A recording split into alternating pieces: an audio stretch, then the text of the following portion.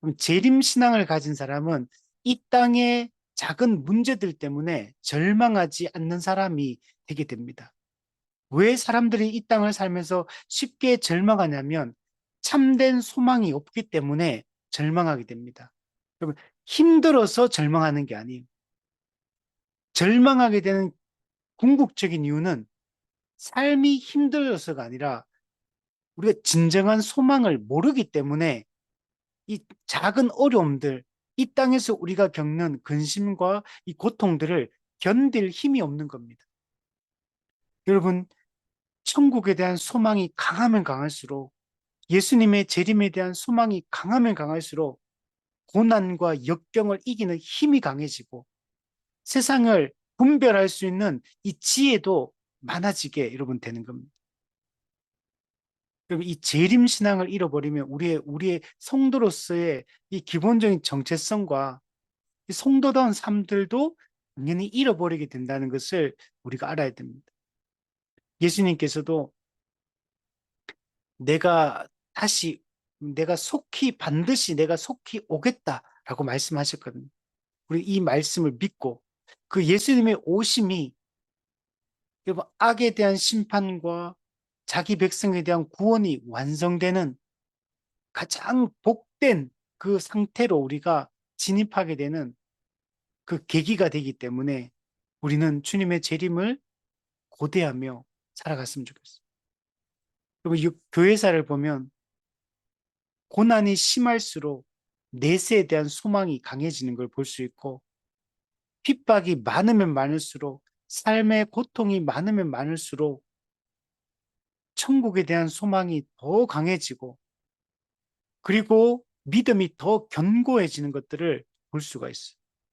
우리의 생각에 그 더러운 생각들, 우리의 정말 세상에 타협하는 이 생각들, 이런 것들이 고난과 박해 속에서 이게 정결하게 씻겨지는 것들을 볼 수가 있거든. 그래서 우리는 그리스도가 걸어가신 그 십자가의 길을 걸어갈 때 우리는 올바른 생각과 올바른 소망을 품고 더 정결한 삶들을 살아갈 수 있고 그러면 이 땅에서 우리는 정말 진정으로 복된 삶을 살 수가 있게 됩니다. 우리의 외적인 삶의 조건들이 바뀐다고 우리 행복해지는 것이 아니고 참된 만족과 자족의 삶은 외적인 환경이 좋아지기 때문에 오는 게 아니고 참된 신자는 이 광야와 같은 이 인생길을 살아가고 정말 이 거친 이 세상의 한복판에서 우리가 살아가지만 예수님이 풍랑 속에서 그 곤히 잠을 주무시는 것처럼 이, 이 인생의 풍랑 가운데 이 폭풍우가 치는 인생의 이 바다를 지나가고 우리가 살아가는 삶의 조건과 환경들이 다 우리가 무너지는 것처럼 보여도 그 속에서 그리스도로 인하여 기뻐하고 그리스도 때문에 정말 위로받고 그 천국에 대한 소망을 가진 자들은 이 땅에 이 폭풍우 치는 이런 세상 속에서도 우리는 이 샬롬, 이 평강을 우리가 누리며 살 수 있게 됩니다. 오늘 우리 현대 그리스도인들에게 가장 이 중요한 게 다시 이 종말에 대한 기대, 이 재림에 대한 소망, 천국이 하나님의 나라가 온전히 실현될 것에 대한 이 소망과 갈망을 가지고 살아가는 것이 중요하고 우리에게 주어진 이 한 평생, 이 한 사람의 인생이라는 것은 우리가 종말을 살고 있기 때문에 이 종말론적인 삶을 살아가는 게 중요합니다. 이 종말의 의식을 가지고 살아가는 게 중요하고 이게 멀리 보이는 것 같아도 이게 결코 멀리 있는 게 아니에요. 우리가 개인적으로 육체적 죽음을 당하는 것이 개인적 종말이에요. 그 개인적 종말이 언제 다가올지 모르기 때문에 늘 깨어서 준비하고 그 재림의 소망을 가지고 언제 주님이 오시더라도 또는 내가 언제 하나님의 부름을 받아서 육체적 죽음에 이르더라도 주님 어서 오시옵소서. 네. 주님이 나를 부르실 때 우리가 확신 가운데 그 부름에 응답할 수 있는 그런 사람으로 준비되어 있는 것이 좀 중요합니다. 우리가 이 종말론 강의를 들으며 이 재림에 대한 소망을 정말 마음에 품고 그 하나님 나라에 대해서 그 그리스도와 함께 거하고 삼위 하나님과 함께 누리게 될 그 영광스러움, 그 구원받은 성도들과 함께 그 아무런 긴장감 없이 서로 사랑으로 충만한 자들이 함께 모여서 살아갈 그 영광의 때를 소망하며 우리 살아갈 수 있으면 좋겠습니다. 우리 지금 종말론 강의 한 중반 정도까지 지금 하고 있는데 우리 계시록 20장을 지금 최근에 계속 살펴보고 있습니다. 이 천년 왕국이라는 주제를 가지고 우리가 살펴보고 있는데 특별히 이 천년 왕국의 개념은 요한계시록 20장에서 이게 잘 드러난다라고 말씀을 드렸습니다.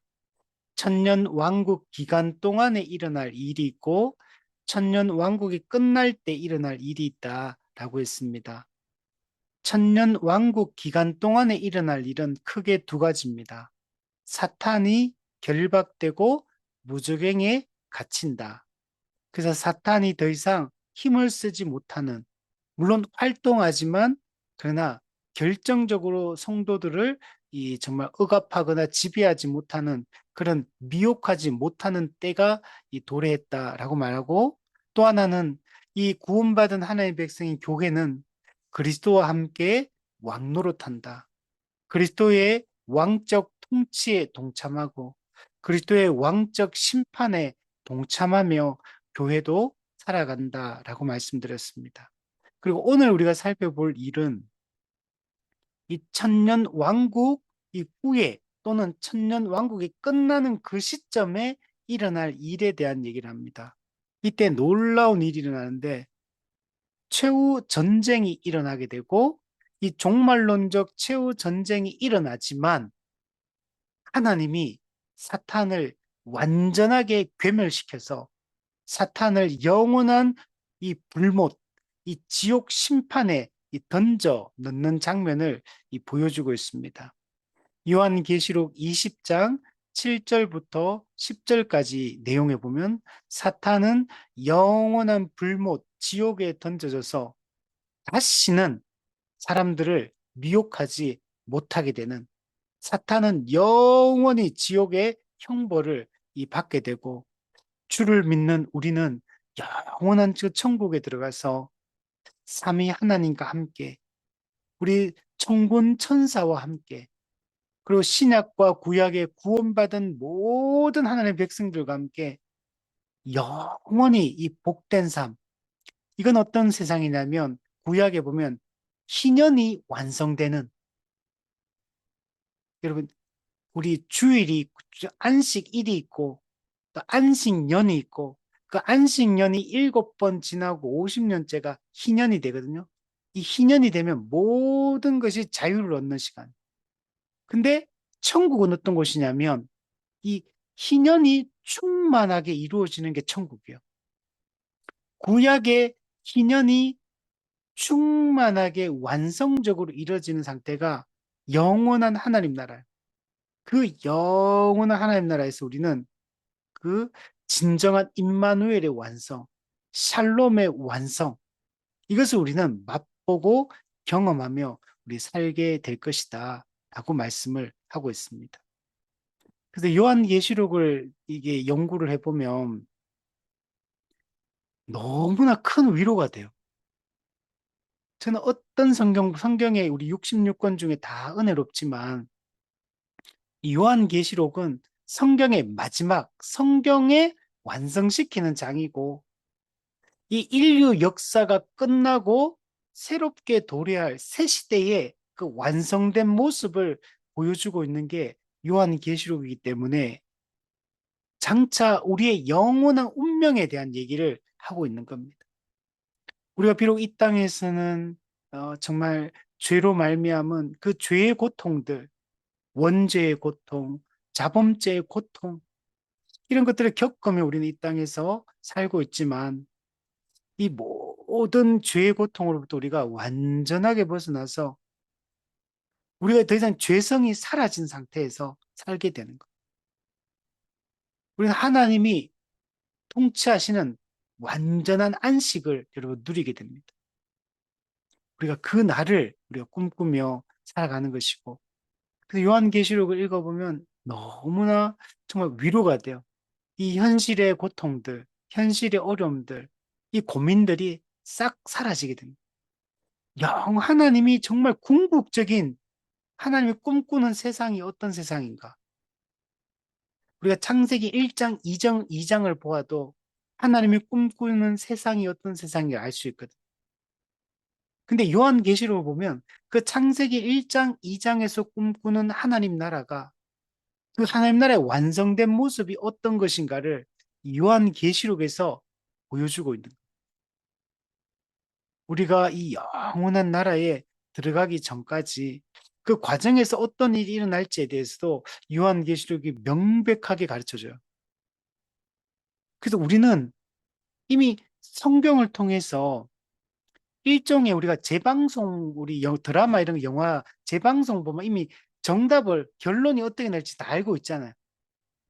우리가 드라마 볼 때 그 중반부에서는 막 갈등이 있고 어려움이 있고 고난이 있고 막 그래도 마지막 최종화에서 어떻게 결론을 나는지 알고 재방송을 보면 결국은 걱정이 없어요. 결국은 해피엔딩으로 끝난다는 걸 알고 있으면 지금 당장 이게 좀 어려움이 있더라도 그걸 견딜 수 있잖아요. 일종은 우리는 사실 우리 그리스도인들은 우리 인생이 어떻게 펼쳐질지 다 알고 있는 사람들이에요. 결국 우리는 영원한 하나님 나라에 들어가는 거예요. 최후 승리를 우리는 얻게 되는 겁니다. 비록 이 땅에서 우여곡절이 있겠지만, 비록 이 땅에서 삶의 고통들이 찾아오겠지만, 그러나 결국 교회는 하나님의 보호하심 가운데 승리하게 될 것이고, 승리를 경험하며 살아가게 될 거야. 그 고난과 그 수고와 그 눈물과 아픔도 견딜 수 있을 겁니다. 그 영원한 천국에 우리는 들어가는 거야. 우리는 이미 우리의 영원한 운명에 대해서 알고 그런 살아가는 자이기 때문에 얼마나 우리처럼 복된 사람이 없어. 하나님의 전적인 은혜로 우리를 택한 백성으로 불러주신 것, 그리고 그 하나님을 아버지라 부르는 이 신분을 주신 것, 그리고 우리의 영원한 운명에 대해서 우리는 확신을 가지고 살아갈 수 있는 것, 얼마나 복된 인생인지. 세상에 여러분, 우리 뭐, 로또 당첨되면, 야, 저 사람 복 받았다. 로또 당첨됐다. 와, 저 사람 금수저로 재벌집 회장 아들로 태어나서 복 받았다. 우리, 저 집 정말 정말 머리 좋게 태어났다. 복 받았다. 어, 여러분, 우리 그런 건 없어도, 여러분, 우리는 이 세상에서 가장 복된 자예요.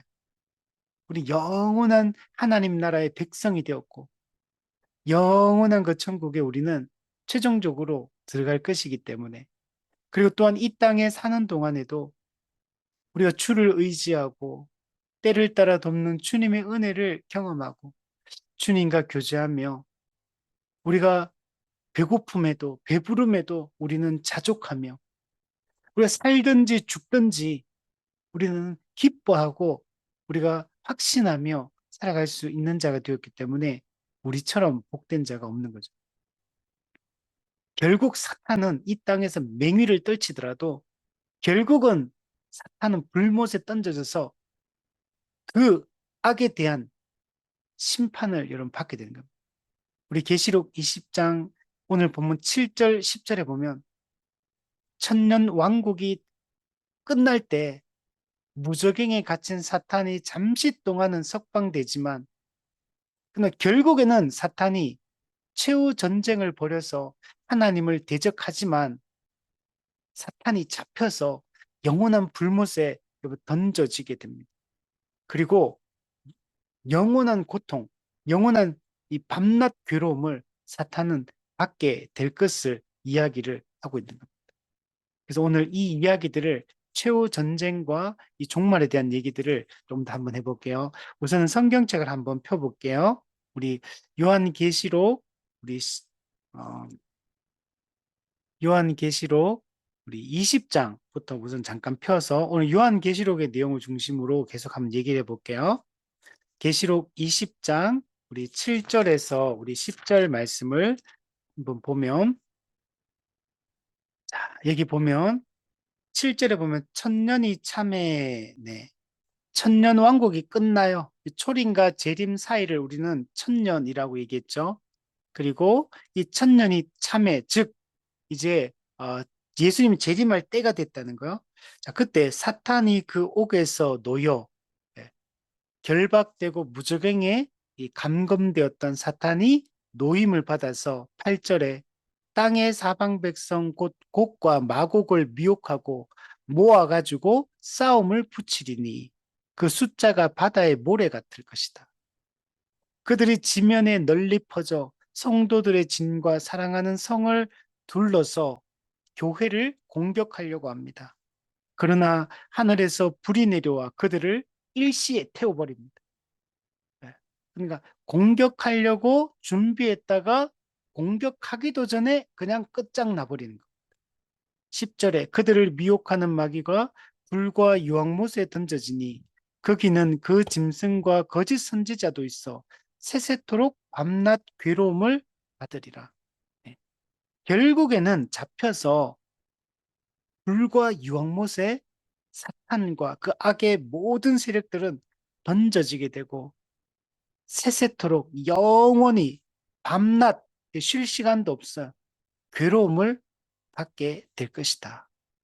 이게 사탄의 영원한 운명이고 사탄을 따르는 모든 악한 자들의 최종적인 운명임을 볼 수가 있고, 반대로 교회는 온전한 회복과 완성에 이르게 되는 겁니다. 자, 천년 왕국이 시작될 때 사탄은 결박되고 무적응에 갇히고, 천년 왕국이 끝날 때 사탄은 잠시 석방되어 교회를 미혹하겠지만 하나님이 사탄과 그 악의 세력을 일시에 소멸해버리고 영원한 불못에 던져버리게 될 겁니다. 자, 이게 전부 다 어떤 거냐면 종말론적 최후 전쟁과 마귀의 영원한 운명에 대한 이 기록이거든요.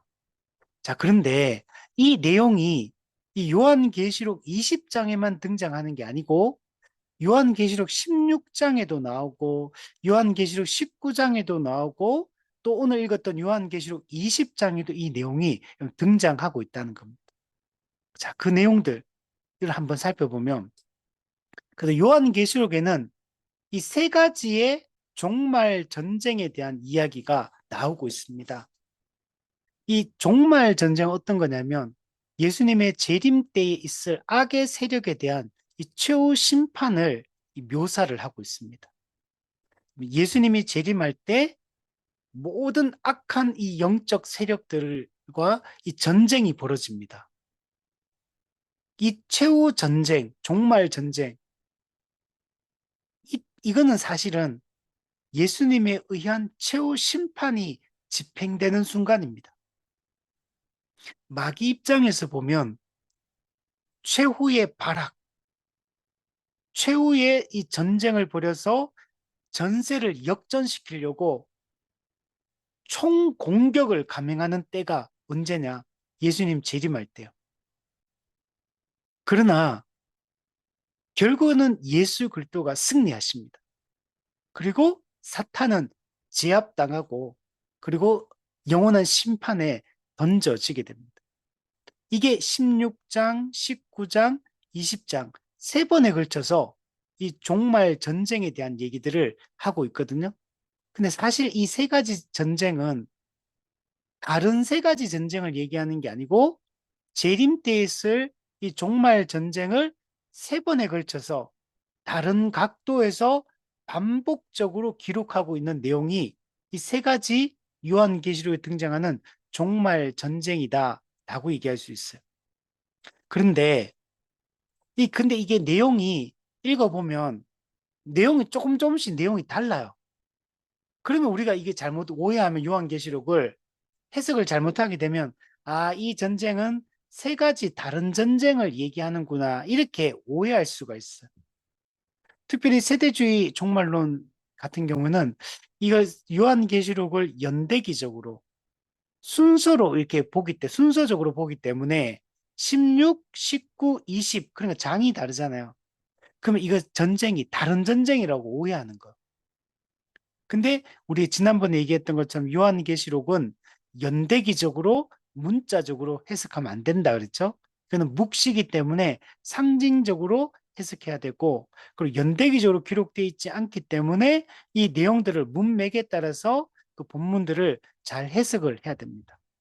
그래서 세 가지 요한계시록 등의 종말 전쟁은 사실은 분리되어 있고 내용적으로도 표현이 다 다르게 돼 있지만 사실은 예수님 재림 때에 일어날 이 최후의 종말 전쟁을 이야기를 하고 있고, 이것은 곧 다르게 말한다면 예수님에 의한 악의 세력에 대한 최후 심판이 시행되는 그런 장면이다. 이렇게 우리가 이해를 해야 됩니다.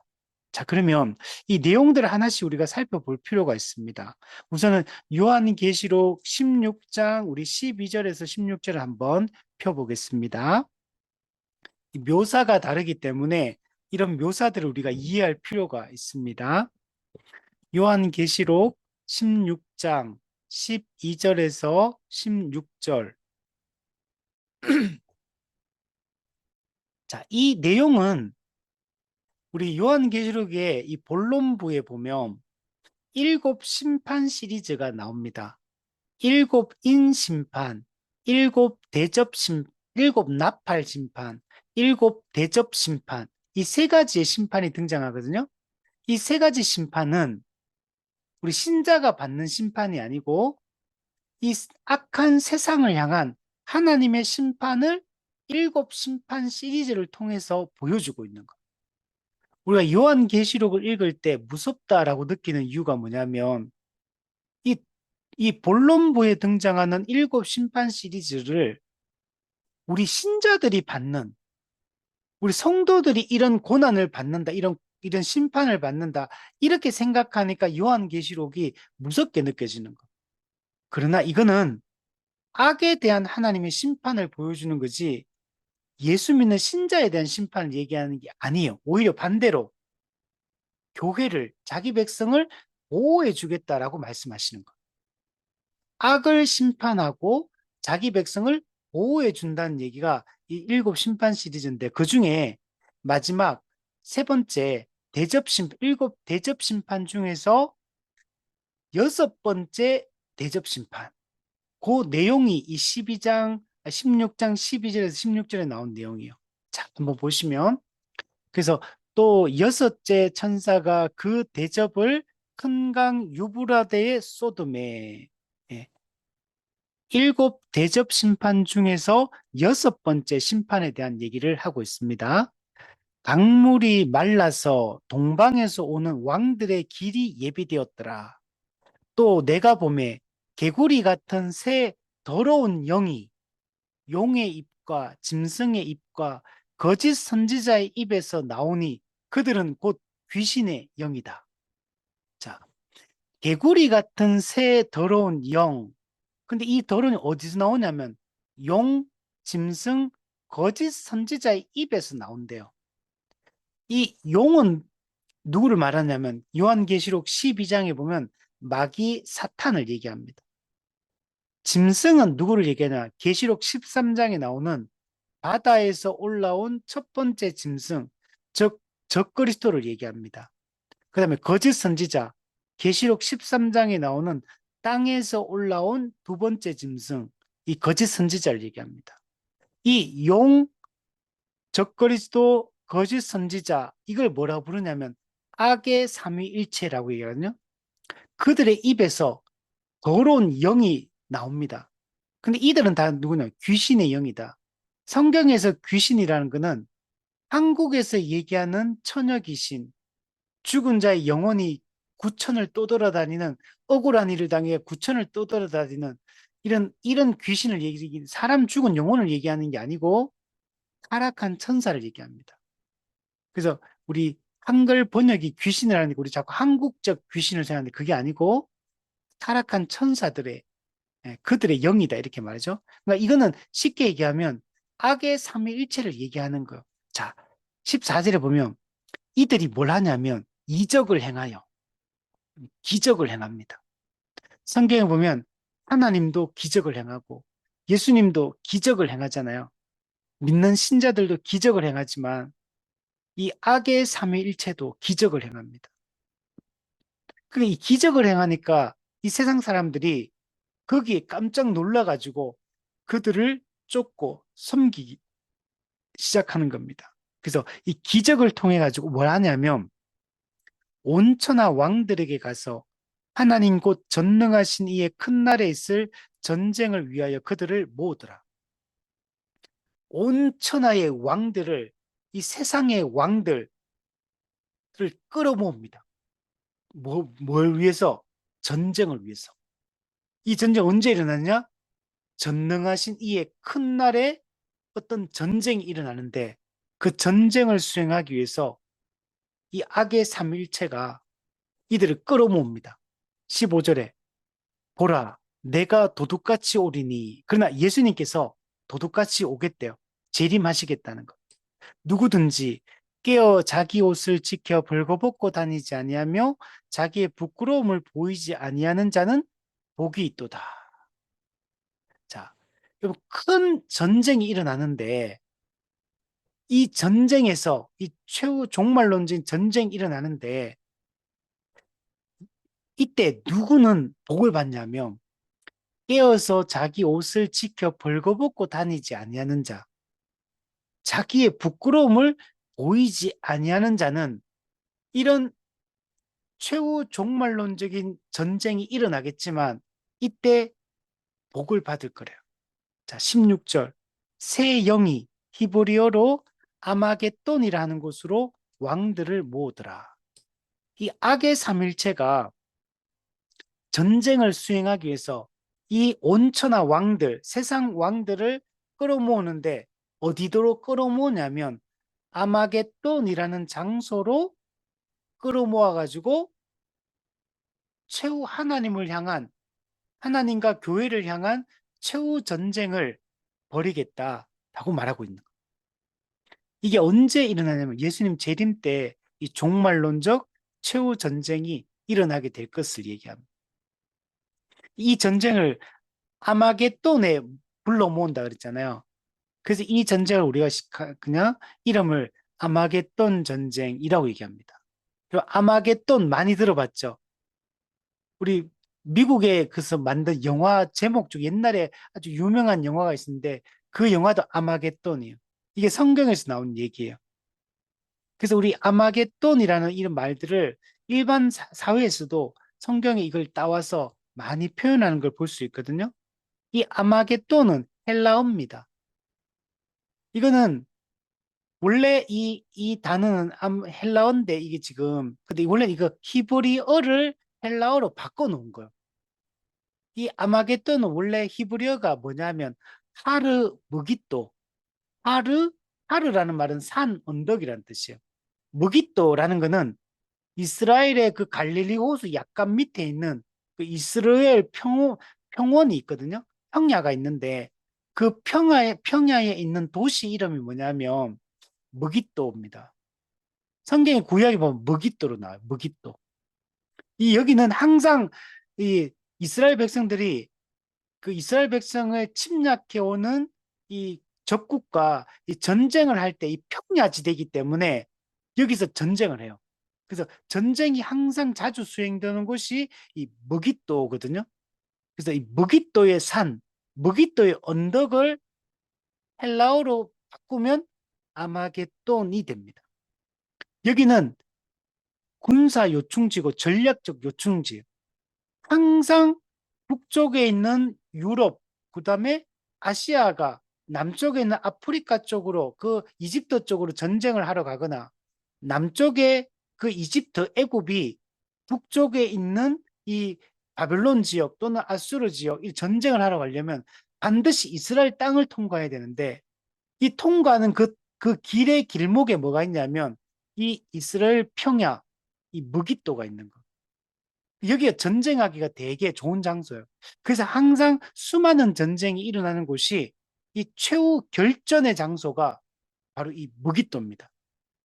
여기에 악의 삼일체 사탄과 첫 번째 짐승 적그리스도와 두 번째 짐승 거짓 선지자가 이 세상에 기적을 베풀어 가지고 온천하 임금들, 왕들, 이 세상에 이 권력자들을 다 끌어모아 가지고 하나님과 교회를 공격하고 최후 전쟁을 하게 될 거다라고 말하고 있는 거예요.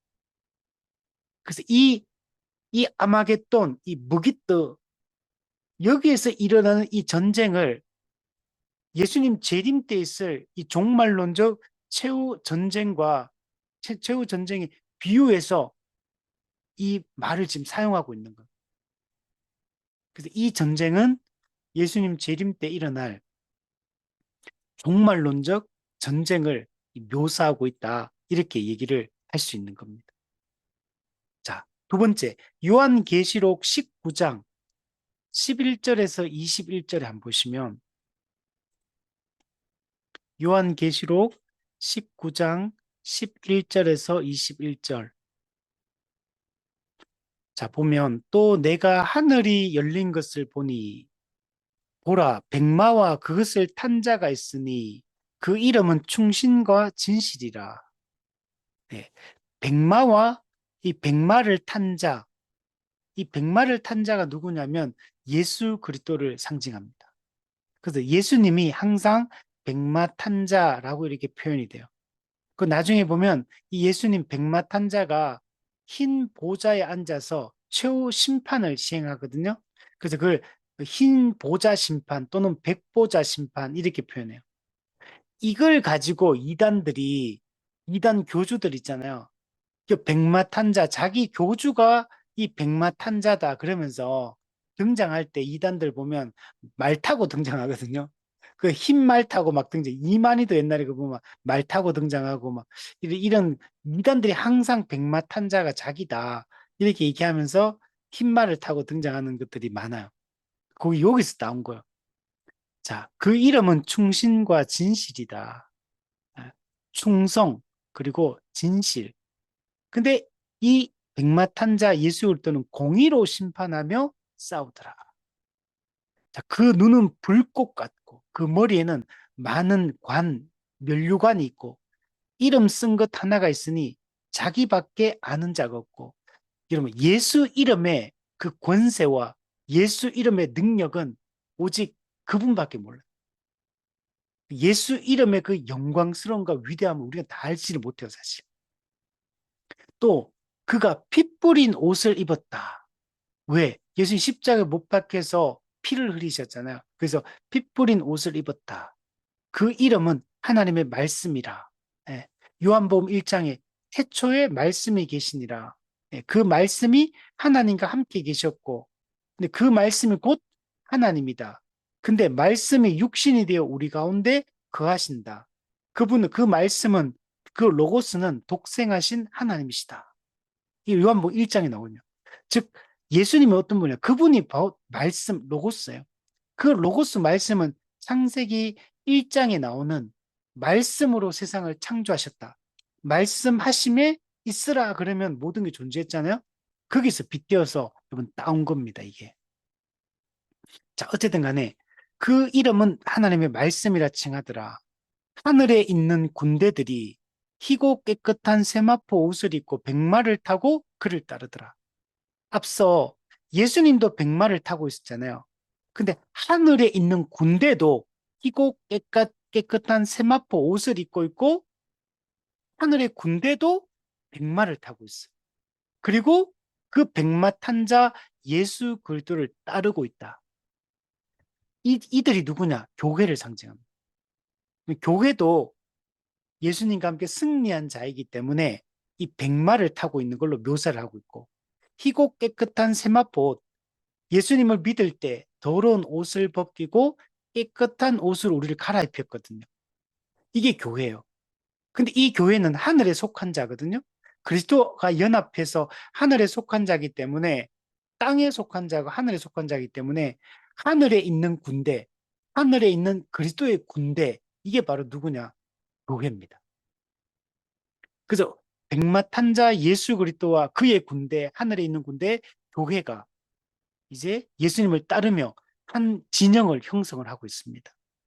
그리고 그의 입에서 예리한 검이 나오니, 예수님의 입에서 예리한 검이 나와서 그것으로 만국을 치겠고, 또한 친히 그들을 철장, 쇠막대기, 아주 강력한 힘으로 예수님이 온 세상을 다스리고 통치할 것이다. 또한 친히 하나님 곧 전능하신 이의 맹렬한 진노의 포도주 틀을 밟겠고, 여러분, 예수 그리스도가 맹렬한 진노의 포도주 틀을 밟는다는 말은 이 악한 세상을 심판한다는 얘기예요. 그리고 그 옷과 그 다리에 이름 쓴 것이 있으니, 예수님은 누구냐? 만왕의 왕이요 만주의 주이신 분입니다. 자, 그런데 자, 밑에 보면 17절에 또 내가 보니 한 천사가 태양 안에 서서 공중에 나는 모든 새를 향하여 큰 음성으로 외쳐 이르되, 와서 하나님의 큰 잔치에 모여 왕들의 살과 장군들의 살과 장사들의 살과 말들과 그것을 탄 자들의 살과 자유인들이나 종들이나 작은 자나 큰 자나 모든 자의 살을 먹으라 하더라. 이게 무슨 장면이냐면, 예수님과 예수님의 군대가 이 땅의 군대와 마귀와 그의 군대와 더불어 전쟁을 벌이는데, 이 전쟁에서 승리하고 그들 패배시키고 그들의 살을 먹겠다, 이렇게 말하고 있는 거예요. 이거는 이 살을 먹는다는 얘기, 뭐 인육 먹는다 그런 얘기가 아니라 전쟁에서 승리한 걸 이렇게 묘사를 한 겁니다. 그래서 이걸 뭐라 부르냐? 하나님의 큰 잔치라고 17절에 표현합니다. 잔치는 승리한 자들이 맛보는 게 잔치잖아요. 예수 그리스도가 승리하시고 교회가 예수님과 함께 이 큰 전쟁에서 승리하시고, 여러분, 하나님의 나라 잔치가 여러분 벌어집니다. 우리는 그 기쁨의 잔치에 참여하게 될 걸 보여주고 있어요. 그래서 19절에 보면 또 내가 보매 그 짐승, 이건 적그리스도 첫 번째 짐승을 얘기합니다. 그리고 땅의 임금들과 그들의 군대들이 모여 그 말탄 자와 그의 군대, 즉 백마탄 자 예수 그리스도와 그의 군대, 하늘의 군대 교회, 그들과 더불어 전쟁을 일으킨다. 네. 즉 짐승과 그의 군대, 그리고 예수 그리스도와 그의 하늘의 군대, 이 두 군대 사이에 전쟁이 벌어지게 되는 겁니다. 근데 결국은 어떻게 되냐? 20절에 그 적그리스도 짐승이 잡히고, 또한 그 앞에서 표적을 행하던 거짓 선지자 두 번째 짐승도 함께 잡히게 됩니다. 그리고 그 이 두 번째 짐승이 거짓은 어떤 존재냐면, 원래 짐승의 표 666, 짐승의 표 666을 받고 그의 우상, 짐승의 우상에게 경배하던 자들을 표적으로, 기적으로 미혹하던 자라. 그래서 기적을 베풀어 미혹시켜서 그 나쁜 편에 서게 만들었던 거죠. 악의 군대편의 인간들을 서게 만들었거든요. 근데 이들이 다 어떻게 됐냐? 이 둘이, 즉 적그리스도와 거짓 선지자가 산채로 유황 불붙는 못에 던져지고, 그 나머지는 그 말탄자의 입으로부터 나오는 금의 죽음에 모든 새가 그들의 살로 배불리더라. 자, 아까 전에는 아마겟돈 전쟁에 대해서 16장이 얘기했죠. 이 19장은 어떤 전쟁이냐? 하늘의 백마탄자와 그의 군대, 그리고 짐승과 그의 군대 사이에 벌어지는 또 전쟁에 대한 얘기를 하고 있어. 이것도 종말론적 최후 심판을 이야기를 하고 있는 겁니다. 자, 그리고 계시록 20장 7절부터 10절, 계시록 20장 7절에서 10절, 천년이 참해 사탄이 그 옥에서 놓여 나와서 땅의 사방 백성 곧 곡과 마곡을 미혹하고 모아서 싸움을 붙이리니 그 수가 바다의 모래 같으리라. 자, 여기서 곡과 마곡, 사탄이 풀려나가지고 곡과 마곡, 이 사람이 누구냐? 땅의 사방 백성이에요. 아까 19장에는 온천하 임금들 그랬잖아요. 여기는 땅의 사방 백성, 대표적으로 곡과 마곡을 미혹한다. 그러면 곡과 마곡은 뭐냐면, 마곡은 지역을 이야기하는 거고, 곡은 그 마곡의 왕을 그 곡이라고 얘기합니다. 그 예를 들면 이런 거죠. 우리 조선의 뭐 세종대왕 이런 거죠. 이것처럼 마곡의 왕곡 이렇게 얘기를 할 수 있습니다. 어쨌든 간에 사탄이 풀려나서 땅의 사방 백성 마곡의 곡을 미혹해서 하나님과 교회와 최후 전쟁을 벌이게 되는 겁니다. 그들이 지면에 널리 퍼져요. 얼마나 많이 끌어모았는지, 하나님을 대적하고 교회를 대적하는 이 악의 세력이 얼마나 많은지 널리 퍼져서 성도들의 진을 둘러싸버려요. 사랑하는 성 예루살렘, 하나님의 백성이 거하는 그 성을 둘러싸버립니다. 그리고 최후 일격을 가하려고 이 악의 세력들이 준비를 하고 있습니다. 근데 하늘에서 하나님에 의해서 불이 내려와서 그들을 태워버립니다. 그리고 이 미혹하는 마귀 사탄이 불과 유황못에 던져지게 되고, 짐승 적그리스도와 거짓 선지자와 함께 세세토록 밤낮 괴로움을 받게 됩니다. 이 전쟁도 이 종말론적 최후 전쟁에 대한 얘기를 하고 있어요. 자, 이 전쟁의 이름을 곡과 마곡의 전쟁이라고 표현합니다. 그러니까 이 세 개의 전쟁이 요한계시록에 이 기록이 되어 있는 겁니다. 특별히 이 곡과 마곡은 에스겔 38장, 39장에 등장하거든요. 자, 이 내용들을 한번 보시면, 한번 우리 다음 주에 좀 더 자세하게 하긴 하겠지만 잠깐만 한번 훑어보면, 에스겔 38장, 39장.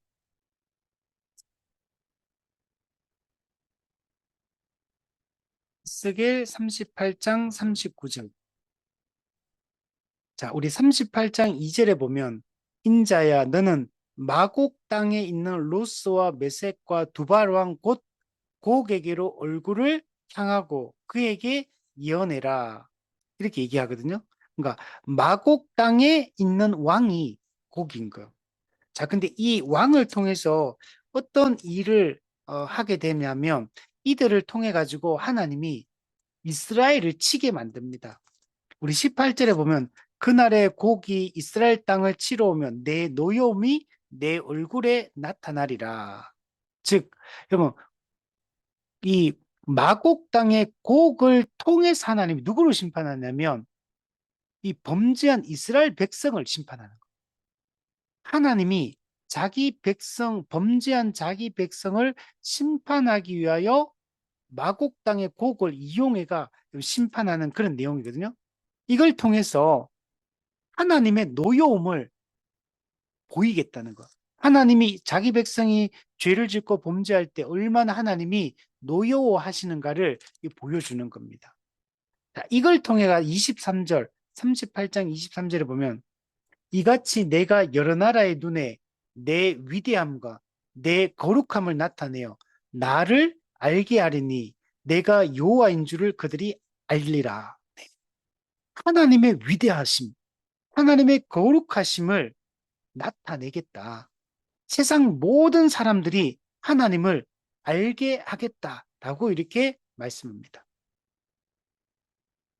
근데 재밌는 것은 39장이 넘어오면 1절에 보면, 로스와 메섹과 두발왕 고가 내가 너를 대적하여, 네.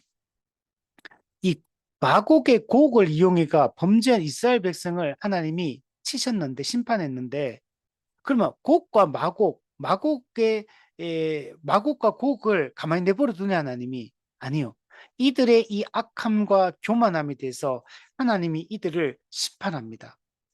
그래서 이들이 다 하나님의 심판을 받아서 이 죽임을 당하게 될 걸 말하고, 그걸 통해 뭘 어떻게 하냐면, 우리 39장 25절에 보면 39 에스겔 39장 25절에 보면 내 거룩한 이름을 위하여 열심을 내어 야곱의 사로잡힌 자를 돌아오게 하며 이스라엘 온 족속에게 사랑을 베풀리라.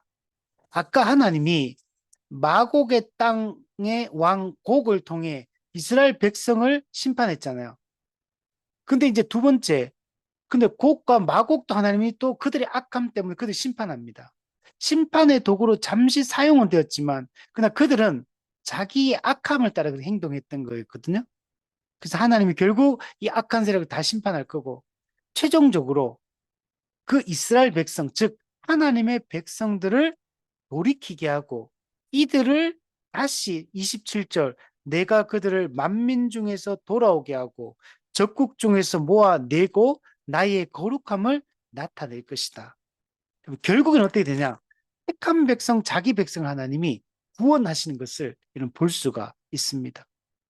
이 일들에 대해서 예언하고 있는 게 에스겔 38장, 39장의 여러분 내용입니다.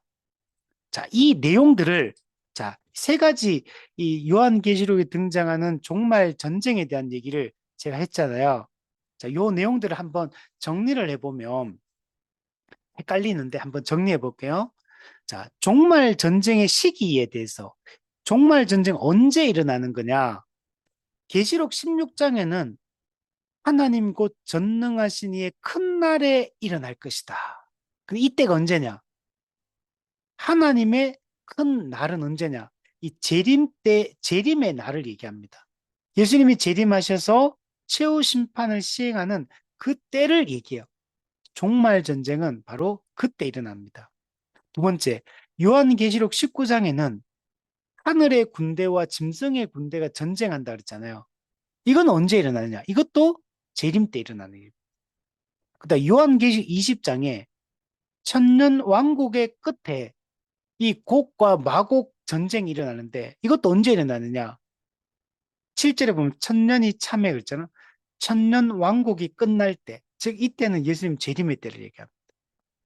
그러니까 종말 전쟁, 최후 전쟁은 언제 일어나는 거냐면 예수님이 재림하실 그때 일어날 전쟁이다. 그러니까 장차 아직은 이게 일어나지 않았지만 예수님이 재림하실 때 이 종말론적 최후 전쟁, 마귀의 최후 전쟁이 공격과 하나님의 군대 간의 전쟁이 일어나게 될 거다. 이 전쟁은 그러나 여러분 영적 전쟁입니다. 실제적으로 이 땅에서 일어나는 전쟁이 아니고 영적으로 일어나는 전쟁이에요. 그러니까 지금 미국과 이스라엘과 이란이 막 싸우고 있고 러시아, 우크라이나 막 전쟁하고 있고 이러다가 3차 전쟁, 3차 대전이 일어나서 이게 최후 이 전쟁이 아닌가, 종말 전쟁이 아닌가 이렇게 생각할 수 있는데 그거하고 아무 상관없습니다, 여러분. 예. 이거는 실제로 물리적으로 이 땅에 재림 때 이런 전쟁이 일어난다는 얘기를 하는 게 아닙니다, 여러분. 영적으로는 그러나 치열하게 이런 전쟁이 일어난다는 얘기를 하는 거예요. 그러니까 물리적으로 이 땅에서 뭐 3차 세계대전이 일어나가지고 이 예수님 재림의 때가 가까웠다 이런 식으로 얘기하면 그건 잘못된 겁니다. 그런 전쟁이 아니고 이거는 재림 때 일어날 영적 전쟁에 대한 묘사다. 이렇게 이해돼요. 자, 두 번째. 이 종말 전쟁의 주동자가 누구냐? 자, 계시록 16장에는 용, 짐승, 거짓 선지자가 일으키는 전쟁이라고 표현해요. 계시록 19장에는 짐승과 거짓 선지자가 일으키는 전쟁. 계시록 20장에는 사탄, 마귀가 일으키는 전쟁. 이렇게 표현해요. 자, 그럼 이건 다 누구냐? 악의 삼위일체를 얘기하는 거예요. 용, 마귀, 사탄. 두 번째, 첫 번째 짐승, 적그리스도. 두 번째 짐승, 거짓 선지자. 이 세 가지를 다 기록하는 데도 있고 세 가지를 한 가지만 기록한 것도 있지만 결국에는 이 종말 전쟁은 악의 삼위일체가 자기의 때가 얼마 남지 않았어. 왜? 이제 하나님에 의해서 심판이 이루어져서 지옥에 들어가게 될 거기 때문에 그 지옥에 들어가기 직전에 최후 악한 이 하나님과 교회를 향한 이 종말 전쟁을 일으키게 되겠지만 영적으로 근데 하나님이 이 악한 전쟁을 이 악의 삼일체를 잡아서 영원한 불못에 던져 넣어버리겠다. 그리고 영원히 지옥에서 형벌받게 하겠다. 이렇게 말씀하고 있는 거예요. 자, 세 번째. 이 요한계시록에 등장하는 이 세 가지 종말 전쟁에 이 전쟁에 실제로 공격하는 공격자가 누구로 묘사되어 있냐면 계시록 16장에는 온천하 임금들 이렇게 말해요. 악의 삼일체가 온천하 임금들 왕들을 모아가지고 전쟁을 일으킬 거다 이렇게 얘기하고 두 번째 요한계시 19장에 보면 19절에 보면 땅의 임금들과 그 군대라고 표현해요.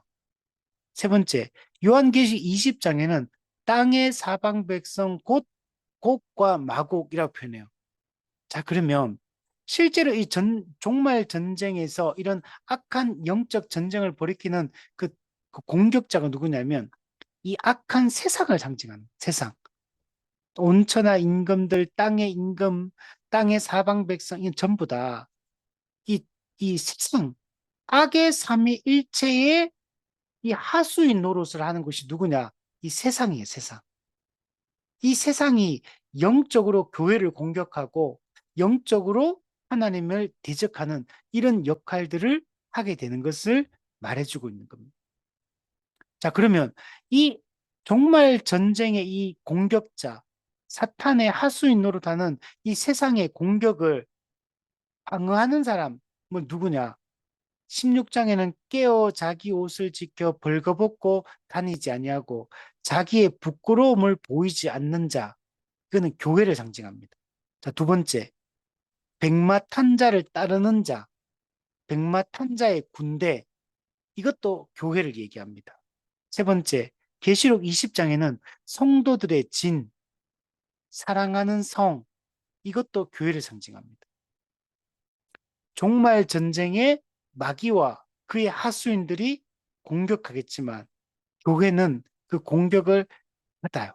근데 그 공격받는 대상이 교회고 그러나 교회는 어떻게 되냐면 결국은 승리하게 되는데 그 결과가 어떻게 되냐? 종말 전쟁의 결과를 보면 계시록 16장에는 종말 전쟁의 결과가 뚜렷이 기록은 안 돼 있지만 그러나 일곱 번째 대접 심판을 보면 그들이 다 멸망한다는 걸 알 수가 있어. 그래서 악의 삼위일체는 결국은 멸망한다라는 걸 보여주고 계시록 19장에는 짐승과 거짓 선지자가 잡혀서 산채로 유황 불 붙는 못에 던져지게 될 것이다.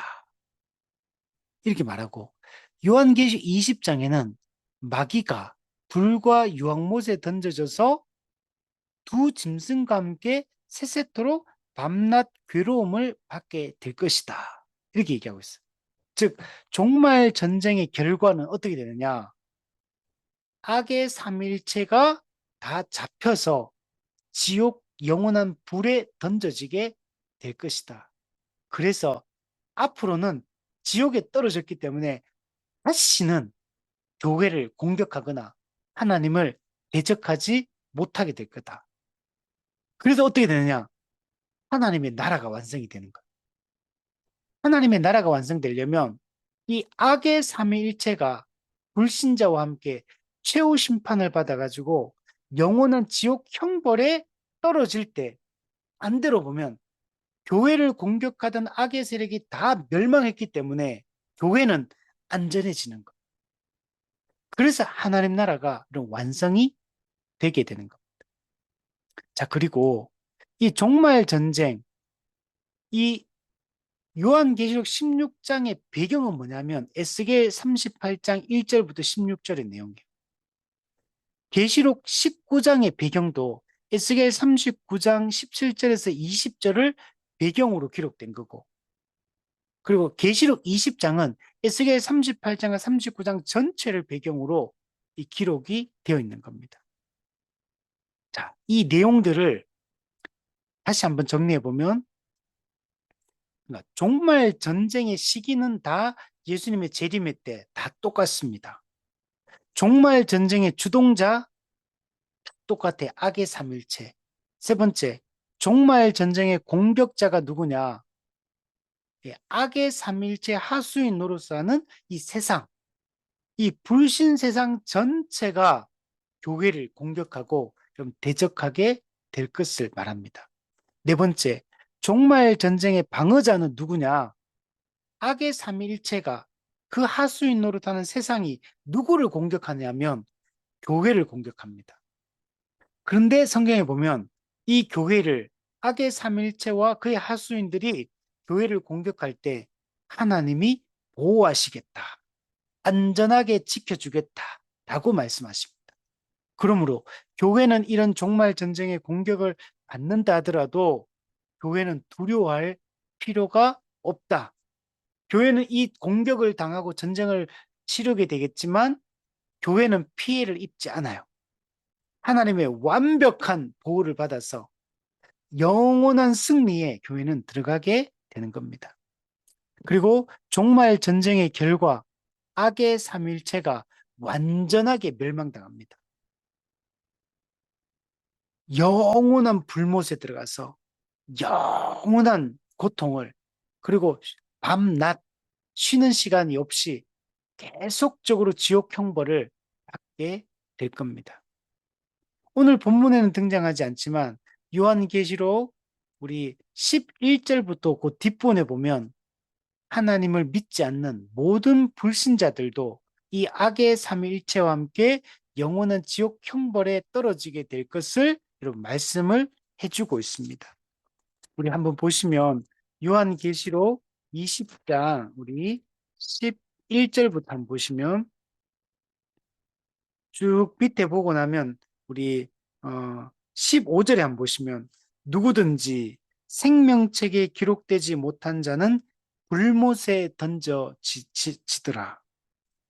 생명책에 기록되지 못한 자가 누구냐면 그 짐승과 그 우상에게 경배하던 자, 짐승의 표 666을 받은 자, 이들은 하나님께 속하지 않은 자, 하나님을 믿지 않는 모든 불신자들을 상징합니다.